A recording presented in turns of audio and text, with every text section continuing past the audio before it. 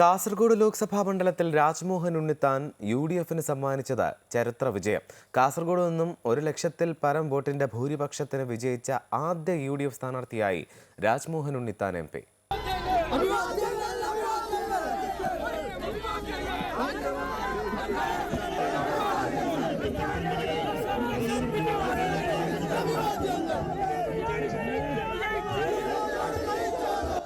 തെരഞ്ഞെടുപ്പ് ചരിത്രത്തിൽ ചെങ്കോട്ടയായി അറിയപ്പെടുന്ന കാസർഗോഡ് ലോക്സഭാ മണ്ഡലത്തിൽ LDFനെ തകർത്തെറിയുന്ന ചരിത്ര ഭൂരിപക്ഷമാണ് രണ്ടാം ഊഴത്തിൽ UDFന് വേണ്ടി രാജ്മോഹൻ ഉണ്ണിത്താൻ MP നേടിയത്.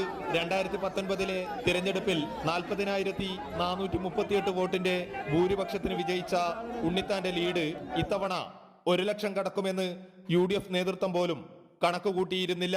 ഫലപ്രഖ്യാപനം വന്നപ്പോൾ ഭൂരിപക്ഷം 1,649,000. പ്രവർത്തകരുടെ ആവേശം വാനോളമുയർന്നു.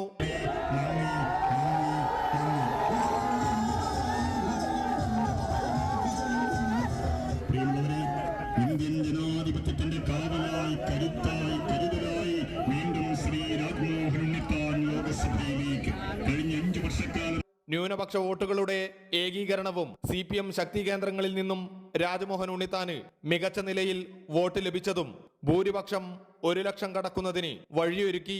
ബാലകൃഷ്ണൻ മാസ്റ്റർ ഒരു സ്വകാര്യ സംഭാഷണത്തിൽ പറഞ്ഞു, 2024 രാജ്മോഹൻ ഉണ്ണിത്താൻ ജയിച്ചാൽ അതോടുകൂടി മാർക്സിസ്റ്റ് പാർട്ടിയുടെ അന്ത്യം എന്ന് പറഞ്ഞു. അതാണ് അതിന്റെ സത്യം.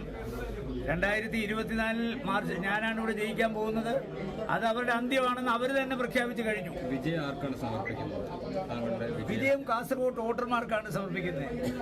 എന്നെ ജീവന തുല്യം സ്നേഹിക്കുകയും എനിക്ക് വാരിക്കോരി സ്നേഹം തരികയും ചെയ്ത കാസർഗോഡ് വോട്ടർ പട്ടികയിൽ പേരുള്ള മുഴുവൻ ആളുകൾക്കും ഈ വിജയം ഞാൻ സമർപ്പിക്കുന്നു. രാഷ്ട്രീയത്തിന് അതീതമായി എന്റെ ഉത്തരവാദിത്വം വളരെ കൂടുതലാകുന്നു. കാരണം കഴിഞ്ഞ തവണത്തേക്കാൾ കൂടുതൽ ഉത്തരവാദിത്വം എനിക്കുണ്ട്. കാരണം കമ്മ്യൂണിസ്റ്റ് പാർട്ടിയിൽ അടിയുറച്ചു വിശ്വസിക്കുന്ന ഒരു നല്ല ശതമാനം ആളുകൾ എനിക്ക് വോട്ട് ചെയ്തു.